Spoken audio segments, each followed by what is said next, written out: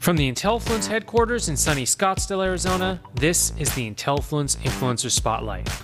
In each episode, we sit down with an influencer from our network and we discuss their background as well as their unique approach to influencer marketing. Alexandra Nicole is a mother and entrepreneur from Memphis, Tennessee, who fills her days pursuing the dream of being her own boss as a boutique owner, makeup artist, fashion stylist, brand developer, and blogger. Alexandra's blog, City Chic Living, began as a way for her to escape daily obstacles over a glass of wine and share some of her passions with the world.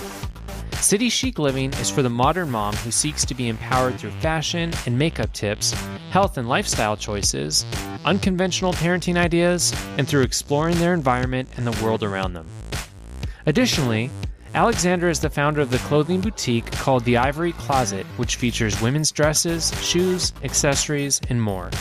Check out ivorycloset.com or citychicliving.com to learn more. Cool. Let's have Sammy kick us off today. All right. Can you tell us about the early days of City Chic Living in terms of what inspired you to get into blogging? Yes, so I did not originally set out to be a blogger. I actually used to work for corporate America and quit my job because I'm more of a creative. Loved it, learned a lot, but knew that it wasn't my forever passion and felt that I was young enough to kind of leave, and if I needed to come back and beg for my job back, I could. I wasn't at that high pay level yet. I quit so that I could own my own boutique. And so I started women's fashion retail, and it was a lot of fun. It was back in the days of when you could sell easily through Facebook and you didn't really need Facebook advertising and stuff like that like you do now. I don't even think they had business pages. They might have just started business pages. And basically, I was doing a lot of sales through my brick and mortar and through Facebook. Well, Facebook did their whole revolution and change, and I needed lots of money to promote. Not lots, but a significant amount that I didn't have as a young new entrepreneur. I was 26 at the time and literally used my life savings, which was only $10,000, so it wasn't a lot. So I had no extra for marketing, and that's why I decided, well, let me try blogging. I had a lot of local following from coming into the store, and I started blogging on fashion and just in particular the items I have in my store. Again, I was 26 at the time. I'm 32 now. The blogging world, it started, everyone was blogging at that time. I wasn't actually trying to do it for a career at the time. I was just doing it for extra marketing, free marketing. And it just blossomed. Over time now I do fashion. It's centered, I'm a mother of two, so it's centered around mom. So I have mom fashions, beauty hacks, entrepreneurial section for business, travel, lifestyle, and of course parenting. So it really was just a little ploy to get some free marketing for myself, and then it just over time it became a passion of mine, and I really enjoyed sectoring out into different segments, and it's just grown into really my secondary income now. That's great to hear. And at what point did you realize that influencer marketing was a viable revenue stream that you wanted to pursue? Well, I had several people. And it took time. You don't just become. It doesn't become a job overnight. So about a year and a half, 2 years into it, I started. My following had grown, social channels had grown, and I started getting other fashion brands reaching out because at this time I was primarily just fashion. And I was a little weary about it because I was doing it to push my own brands within my store. But the other brands that were reaching out were other small businesses that were not necessarily in my market. And, that they had the same target demographic, but they weren't in my market, so it wouldn't be my customers. So they were actually in different states. So I started doing a little bit of, I branched the blog out into being instead of just being the Ivory Closet, which is my boutique. It was, and the blog was originally ivorycloset.com, and then it was like a blog on there. I branched it out into City Chic Living. I kind of rebranded myself, and I decided, okay, I'm going to make this all about fashion, and I'm going to start taking in other fashion paid collaboratives and trade collaboratives. So I started off as that, And then it just kind of, after a year of really focusing on fashion, doing a lot of traded stuff, starting to get paid for things, I got married, it sectored into like wedding stuff as well as fashion.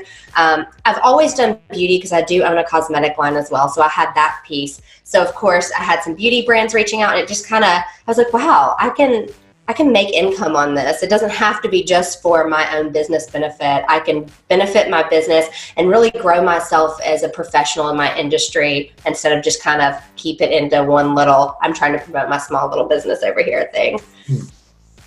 As a mother, entrepreneur, influencer, and boutique owner, how do you structure your days so you can get everything accomplished?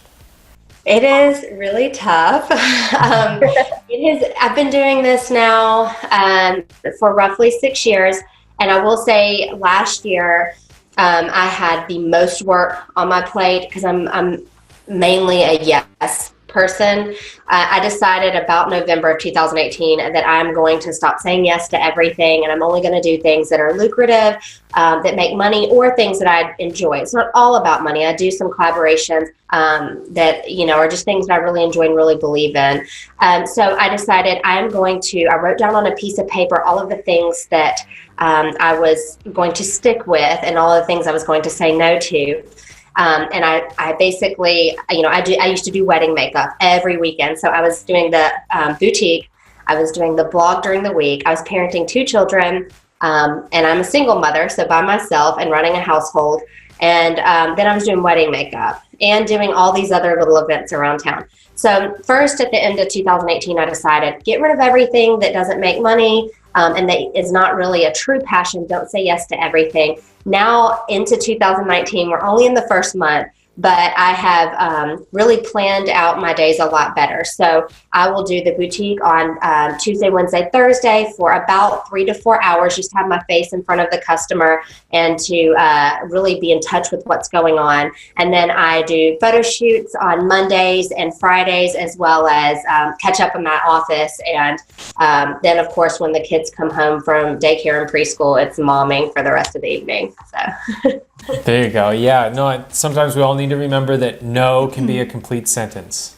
Yes, it took me a long time, but when I started looking at my life and thinking, this is kind of getting miserable, I was like, okay, all I have to do is say no. I don't have to do everything. This year, I can honestly say, since the past 3 or 4 years, this year has started off amazing, and it's all because I've learned to really prioritize, say no, and really just do the things that I enjoy and love.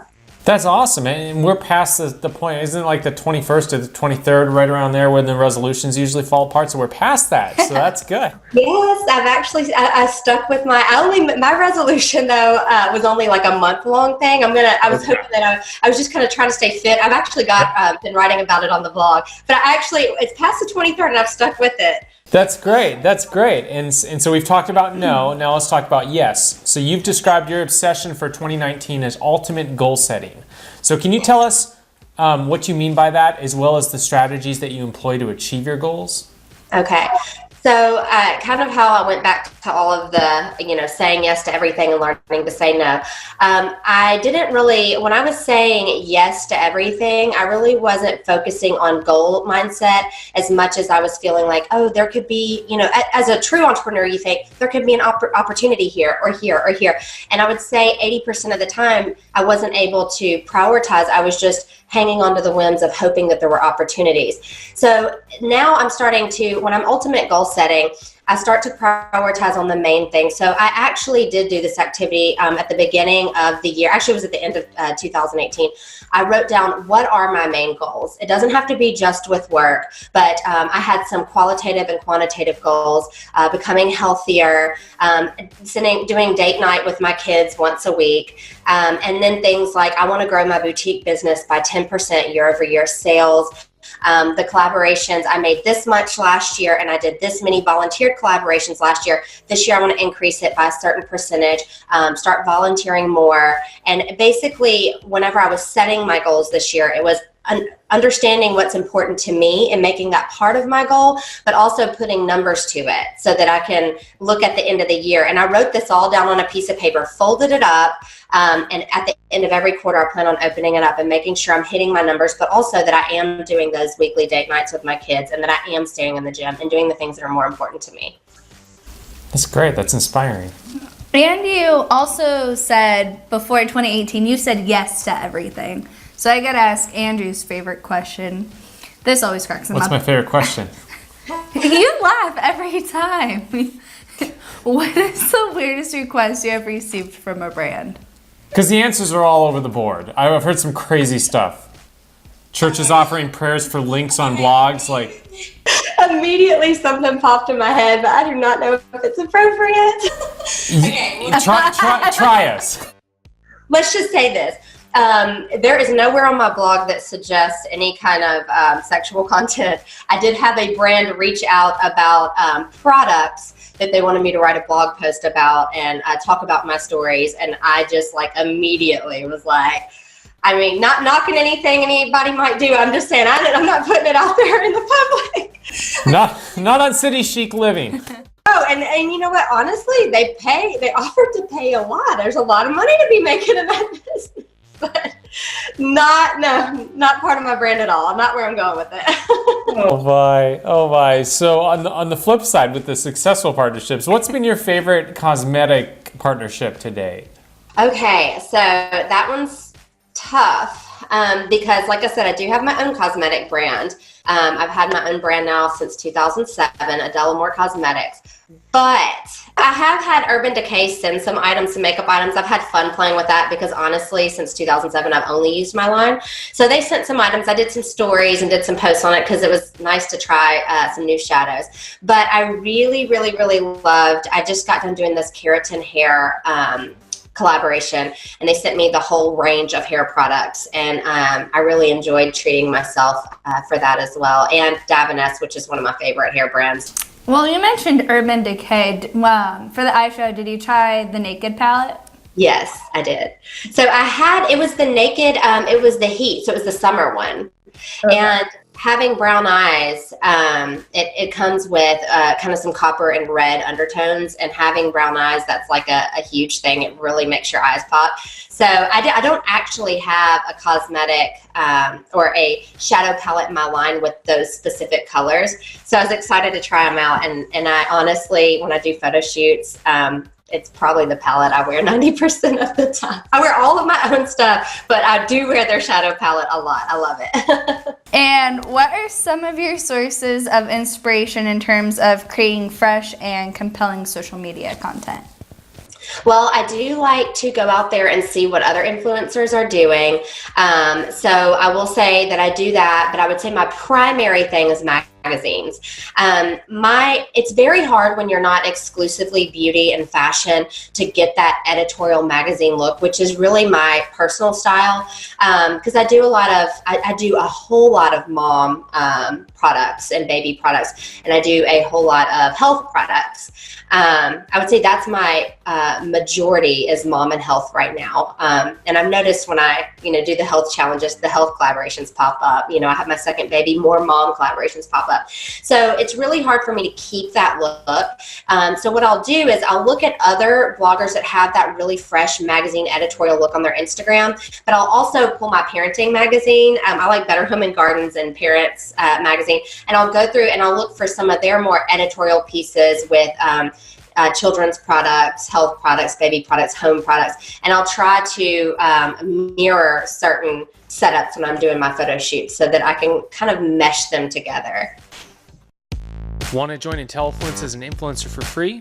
It's easy. Visit Intellifluence.com, click on the influencers link, and then click on the Join for Free button to sign up. Once you have registered, you will get immediate access to our influencer marketplace where you can browse relevant offers from brands and apply on the spot. You'll also be eligible to receive attractive product and service pitches from brands. There's absolutely no cost to join as an influencer, so we hope you take advantage of our service.